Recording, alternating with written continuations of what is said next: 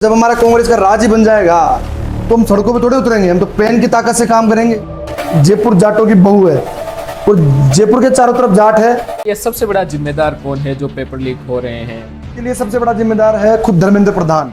धाम दादूपंथियों के 5 धामों में से मुख्य धाम है। आज वहां पर 36,000 पेड़ों को काट दिया गया और कई लाखों पशु पक्षी नष्ट हो गए।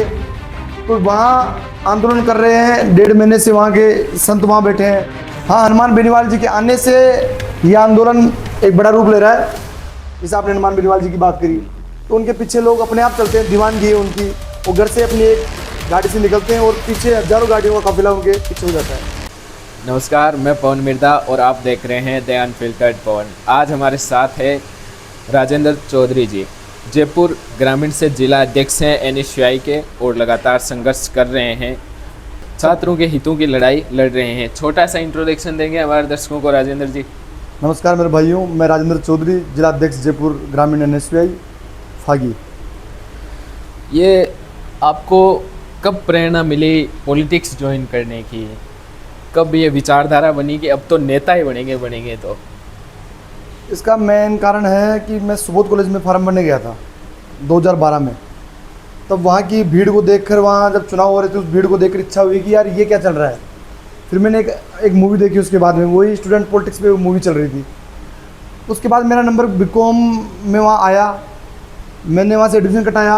वापस मेरा इधर कॉमर्स कॉलेज में नंबर आया। मैं कॉमर्स कॉलेज में जब गया तो वहाँ भीड़ लगी हुई थी फॉर्म भरने की। उस भीड़ में मास्टरों से हमारी तू मैं हुई। वहाँ कुछ छात्र नेता स्टूडेंट टीचरों से लड़ रहे थे। पुलिस आ गई, पुलिस से लड़ने लगे। तो वहाँ एक थोड़ी सी इच्छा हुई कि यार काश मैं भी इस जगह होता। फिर धीरे धीरे फिर हमने घर आए, कम्युनिस्ट विचारधारा की किताबें पढ़ी, लेनिन, कार्ल मार्क्स इनकी किताबें पढ़ी। तो दिल में चे गुवेरा की किताबें पढ़ी, भगत सिंह को पढ़ा। तो लगा कि यार हमें छात्र राजनीति में आना चाहिए। और धीरे धीरे फिर पता ही नहीं चला कब छात्र राजनीति में आ गए। आपने छात्र राजनीति की शुरुआत की, फिर आपने एनएसयूआई ज्वाइन किया। एनएसयूआई ज्वाइन करने के पीछे का क्या रीज़न है? एनएसयूआई ज्वाइन करने का पीछे रीजन था कि एनएसयूआई के प्रदेश अध्यक्ष उस वक्त विनोद जाखड़ बने ही थे और विनोद जाखड़ जी से मेरा अच्छा तालमेल बैठा, उनके विचार मिले। वही बात कि मैंने भगत सिंह, चे गुवेरा, लेनिन, कार्ल मार्क्स की किताबें पढ़ी। वैसे ही विचारधारा विनोद जी के अंदर थी। विनोद जी से मैं थोड़ा प्रभावित हुआ और उनके साथ एनएसयूआई ज्वाइन की और आज 2 साल हो गए एनएसयूआई में काम करते हुए। पिछले 1 साल पहले इन्होंने मुझे एनएसयूआई का प्रधान बनाया जयपुर का। अब छात्रों के हितों की लड़ाई लड़ रहे हैं। एनएसयूआई कांग्रेस का छात्र संगठन है और अक्सर जब राजस्थान प्रदेश में कांग्रेस की सरकार होती है तब एनएसयूआई के जो छात्र नेता है वो अक्सर कहा जाता है कि वो शांत हो जाते हैं, अनएक्टिव हो जाते हैं, एक्टिव नहीं रहते, छात्रों के हितों की लड़ाई नहीं लड़ते, उस टाइम शांत हो जाते हैं। तो आपका उस चीज़ पर क्या कहना है? क्या आपने लड़ाई लड़ी जब कांग्रेस की सरकार थी प्रदेश में और आपने कोई आंदोलन किया छात्रों के लिए?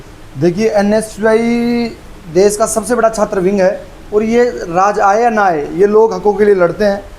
पहली बात, अगर जब हमारा कांग्रेस का राज ही बन जाएगा तो हम सड़कों पे थोड़े उतरेंगे। हम तो पेन की ताकत से काम करेंगे। अगर हम ही सड़कों पे उतर जाएंगे तो आम जनता का क्या होगा? आम जनता हमारे नेताओं को चुनकर विधायक, एमपी बनाएगी और मुख्यमंत्री बनाएगी। तो हम न तो जनता को सड़कों पर उतरने देंगे, न खुद सड़कों पर उतरेंगे। पेन की कलम से उनका काम करने की ताकत रखते हैं।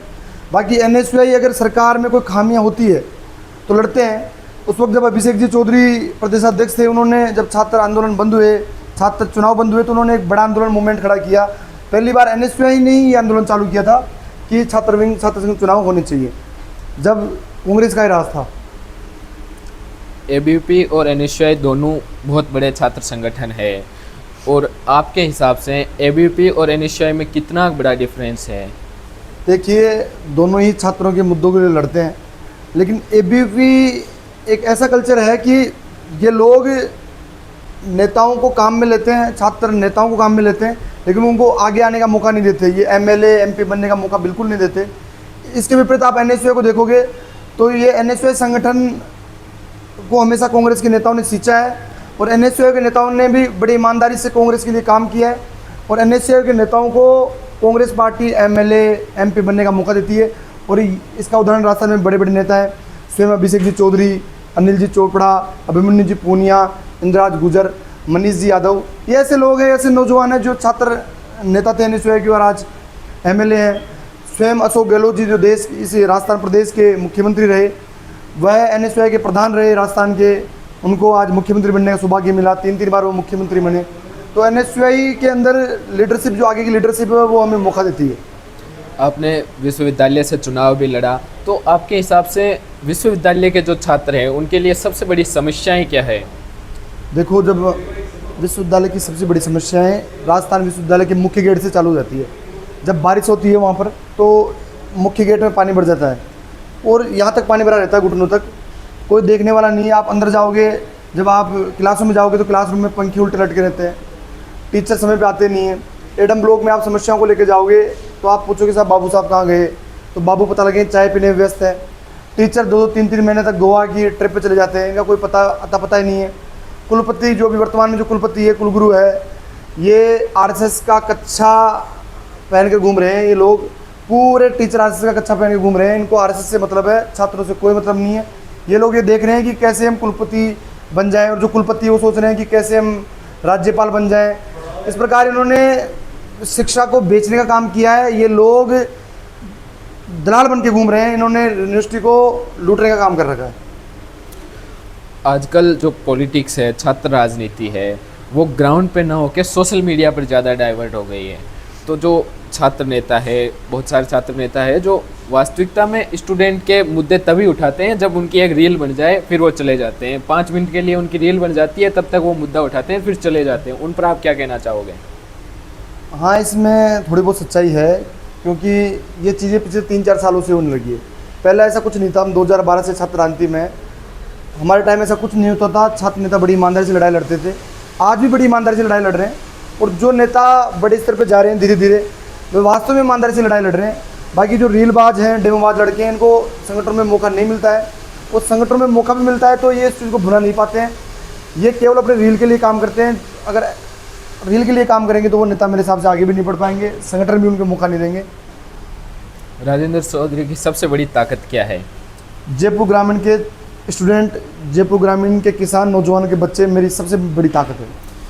कांग्रेस में अक्सर गुटबाजी को लेकर चर्चाएं चलती रहती है, और NSUI जो है वो सचिन पायलट के खेमे में आती है। और अक्सर कहा जाता है कि जो NSUI से नेता निकलते हैं वो सचिन पायलट के खेमे में जाते हैं। तो आपकी किस नेता से नज़दीकियां हैं? सचिन जी पायलट हमारे आदर्श हैं और उनको हम नेता मानते हैं। अशोक गहलोत जी हमारे शीर्ष नेतृत्व है, वो हमारे नेता हैं, उनको भी हम नेता मानते हैं। गोविंद सिंह डोटासरा जी हैं, इनको भी हम नेता मानते हैं। टीकाराम जी जूली हो गए, हमारे लोकल विधायक हैं, यहाँ से पूर्व विधायक रह चुके हैं, मंत्री रह चुके हैं, बाबूलाल नागर जी, वह हमारे नेता हैं। कांग्रेस पार्टी का हर एक नेता हमारा नेता है। हम कांग्रेस पार्टी के लिए काम करते हैं और वही हमारे नेता है। राहुल गांधी हमारे शीर्ष नेता है। हाँ, हाल ही में यूथ कांग्रेस के चुनाव हुए हैं, तो आप किसको सपोर्ट कर रहे थे? अभिषेक चौधरी एक तरफ थे और एक तरफ अनिल जी चोपड़ा थे, तो आप किसकी तरफ थे? देखिए, हम तो NSUI के लिए काम कर रहे थे। यूथ कांग्रेस के लिए काम करने का मौका ही नहीं मिला, क्योंकि इधर ये पेपर लीक हो गया था। इधर बेराना धाम के अंदर हम बैठे थे आंदोलन के अंदर, तो बेराना धाम और इस पेपर लीक के बीच में बिल्कुल टाइम ही नहीं मिला। बाकी अभिषेक जी हमारे नेता हैं, मजबूत नेता हैं, प्रखर वक्ता हैं। अनिल जी चोपड़ा हमारे एक मजबूत नेता हैं, और अनिल जी चोपड़ा हमारे पड़ोसी भी हैं। जयपुर ग्रामीण से MP का चुनाव भी लड़े, तो हमारे लिए दोनों ही नेता सर्वमान्य नेता हैं। हम चाहते हैं कि जो भी यहाँ से जीत कर निकले वह युवाओं के लिए काम करे, कांग्रेस को मजबूत करने के लिए काम करे। आपने पेपर लीक की बात की, अभी हाल ही में नीट का पेपर लीक हुआ और आपने भी आंदोलन किया जयपुर में, तो इसके लिए सबसे बड़ा जिम्मेदार कौन है जो पेपर लीक हो रहे हैं? इसके लिए सबसे बड़ा जिम्मेदार है खुद धर्मेंद्र प्रधान और NTA, और इसीलिए NSUI NTA को बैन करने की मांग करती है और धर्मेंद्र प्रधान को इस्तीफा देने की मांग करती है कि धर्मेंद्र प्रधान अपने पद से इस्तीफा दें। अभी बेराना धाम में आपने बात की, बड़ा आंदोलन चल रहा है संतों का, क्योंकि बेराना धाम की जिस भूमि पर जो रिक्को आया है उसके लिए आंदोलन चल रहा है, और आप भी लगातार वहाँ पर जा रहे हो, जायजा ले रहे हो उन चीज़ों का। और 27 तारीख को जो बड़ी रैली है उसको लेकर आपकी क्या चर्चाएं हैं? क्या आपके? देखिए, 27 तारीख को एक बड़ी रैली है, और दादू धाम में विश्वास रखने वाले लोग, संतों में विश्वास रखने वाले लोग, तमाम लोग वहाँ पहुँचेंगे। लेकिन वहाँ पहुँच रहे क्यों, इसका कारण क्या है कि अकबर के ज़माने के अंदर दाऊद दयाल महाराज एक मजबूत संत बन के निकले, एक अच्छे संत बन के निकले। भैराना धाम दादूपंथियों के 5 धामों में से मुख्य धाम है। यहाँ दादू धाम के अंदर जो निवास रहने वाले दादूपंथी जो संप्रदाय को मानने वाले जो गुरु होते हैं, जब वो स्वर्ग में चले जाते हैं तो उनकी शरीर को भैराना धाम के अंदर रख दिया जाता है, जिससे जीव जंतु उनको खा ले। ये लोग ये मानते हैं कि हमारा शरीर 100 वर्षों तक प्रकृति से कुछ लेता है, तो हमारे चले जाने के बाद में शरीर को वापस प्रकृति को सौंप देना चाहिए। ये लोग प्रकृति प्रेमी थे, इसलिए भैराना धाम में इन गुरुओं को वहाँ रखा जाता है, इनके शरीर को वहाँ रखा जाता है। खुद दयाल महाराज के शरीर को भी वहाँ रखा गया था। आज वहाँ पर 36,000 पेड़ों को काट दिया गया और कई लाखों जीव जंतु वहाँ घूम रहे हैं, पशु पक्षी नष्ट हो गए। तो वहाँ आंदोलन कर रहे हैं, 1.5 महीने से वहाँ के संत वहाँ बैठे हैं। अब हनुमान बेनीवाल जी वहाँ आ रहे हैं, बड़े बड़े नेता वहाँ आ रहे हैं। कांग्रेस के नेता श्री बाबूलाल नागर जी वहाँ पहुँचे, विकास जी चौधरी वहाँ पहुँचे, जयपुर ग्रामीण पश्चिम के जो जिलाध्यक्ष हैं और वर्तमान फुलेरा के विधायक विद्याधर चौधरी जी वहाँ पहुँचे। तमाम लोग इस आंदोलन में जुटे हुए हैं। हनुमान बेनीवाल जी मजबूती से लड़ रहे हैं। हाँ, हनुमान बेनीवाल जी के आने से ये आंदोलन एक बड़ा रूप ले रहा है। कोई भी नेता आए, कैसे भी आए, लेकिन काम होना चाहिए। प्रकृति का बचना जरूरी है, दाऊ धाम का बचना जरूरी है। प्रतापनगर संगानेर में एक वीर तेजाजी महाराज का मंदिर था, कोई किस्सा है आपका, और उस मंदिर को खंडित कर दिया गया था किसी असामाजिक तत्व द्वारा, और आपने बड़ा आंदोलन किया था, आपकी गिरफ्तारी भी हुई थी। इस घटनाक्रम में को खुलकर बताओ आप। मेरे पास एक फ़ोन आया मेरे दोस्त का, आशु शर्मा था।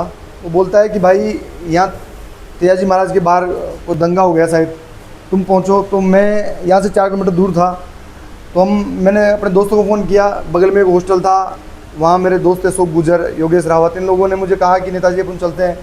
ये 100-150 की संख्या में लोग इकट्ठे हुए और तेजाजी के वहाँ पहुँचे। हमने सोशल मीडिया पर देख लिया था कि एक आंदोलन चल रहा है। वहाँ पहुँचे तो आरएसएस के लोगों ने वहाँ एक माहौल बना रखा था कि मुस्लिम ने तोड़ा है ये, और सांगानेर के अंदर मुसलमान और हिंदू का दंगा कराने ये लोग चाहते थे। और इन्होंने बड़ी संख्या में इकट्ठा होकर और मुसलमानों के लिए गाली गलौज चालू कर दिया, सोशल मीडिया पर ट्रेंड चला दिया कि तेजाजी महाराज की मूर्ति मुसलमानों ने तोड़ी है। हमने जाकर उसका बड़ा विरोध किया कि तुम्हें पता ही नहीं आरोपी कौन है। उसके बाद हमारे उनमें थोड़ा तो मेमे हुई। उस दौरान पुलिस वहाँ आ गई। दोनों गुटों में जब हमारे आक्रोश पैदा हुआ तो कुछ साथियों ने बैरिकेड तोड़ दिए। वहाँ हम धरने पे बैठे, उस दौरान ही पुलिस ने हमारे ऊपर लाठीचार्ज कर दिया। तब मेरे मुंह से एक शब्द निकला जो भावनाओं से निकल गया कि ये लाठीचार्ज कर रहे हैं, गलत बात है, और ये कह रहे हैं कि भीड़ आरएसएस की है। तो उनको हम बता देना चाहते हैं कि जयपुर जाटों की बहू है और जयपुर के चारों तरफ जाट है।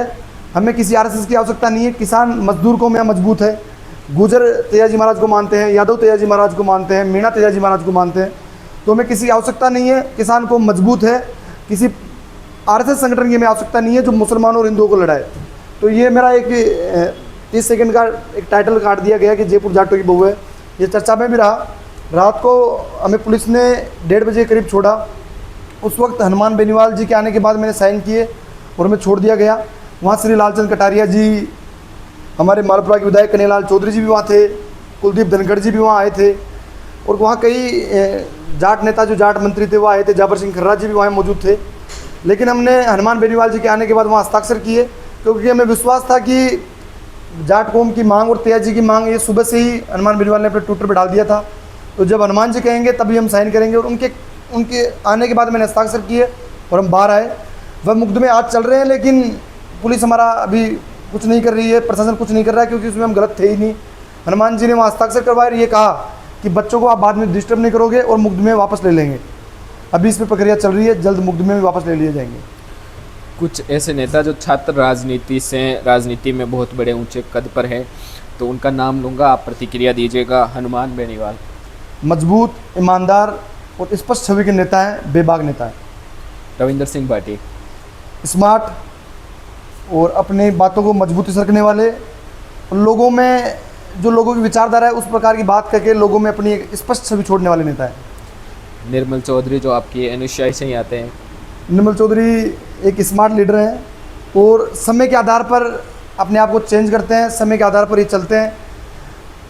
हम चाहते हैं कि इनकी आगे की राजनीति अच्छी हो। अशोक गहलोत जी बहुत बुद्धिमान लीडर हैं, बहुत शार्प लीडर हैं और बड़े ईमानदार आदमी हैं, गरीब नौजवानों की बात रखने वाले लोग हैं। इन्हीं के कारण आज शिक्षा और स्वास्थ्य राजस्थान के अंदर इसमें बड़ा सुधार आया है। नीट का पेपर लीक हुआ था, तब हमारे राजस्थान के शिक्षा मंत्री थे, उन्होंने कहा कि ये कोई बड़ा मुद्दा नहीं है नीट का पेपर लीक हो जाना। उनको आप क्या कहना चाहोगे? क्या वाकई नीट का पेपर लीक हो जाना कोई बड़ा मुद्दा नहीं है? सर बहुत बड़ा मुद्दा है। सिक्कर में वो हमारा मेघवाल भाई आत्महत्या कर चुका है, एक भाई फिर आत्महत्या कर चुका है। ये बहुत बड़ा मुद्दा है सर। 28 लाख नौजवानों के साथ आप छेड़छाड़ कर रहे हो, तो ये एक बड़ा मुद्दा ही है। इनकी बहुत अच्छी सोच है जो ये लोग ये कह रहे हैं। आप भी युवा हो, आपके पीछे जो जनसैलाब रहता है, जनसंख्या रहती है, वो युवाओं की रहती है, तो युवाओं के लिए क्या मैसेज देना चाहोगे? देखिए, मैं एक आम किसान का बच्चा हूँ, एक आम लड़का हूँ। पार्टी ने मुझे मौका दिया, जयपुर का ग्रामीण का प्रधान बनाया, और इसका स्पष्ट कारण था कि मैंने अपने जीवन के 10 साल जयपुर ग्रामीण के नौजवानों को बीच दिए। जयपुर ग्रामीण में अब धीरे धीरे एक नशा बढ़ता जा रहा है, सूखा नशा। इसमें गांजा, तो मेरे नौजवान भाइयों से आप दूर रहें। और एक तेज़ गाड़ियां चलाने का ट्रेंड चला है, और आप जयपुर ग्रामीण के नौजवानों के पास में जयपुर बड़ा नज़दीक है, तो यहाँ कार रेंटल का एक बड़ा धंधा चल रहा है। तो आप इन धंधों से दूर रहें। ये जो कार रेंटल के धंधे हैं, इससे आप नौजवान मारे जा रहे हैं, गलत एक्सीडेंट हो रहे हैं। हमारा ग्रामीण नौजवान नशे में और तेज़ गाड़ियाँ चलाने में व्यस्त है, इससे बचें।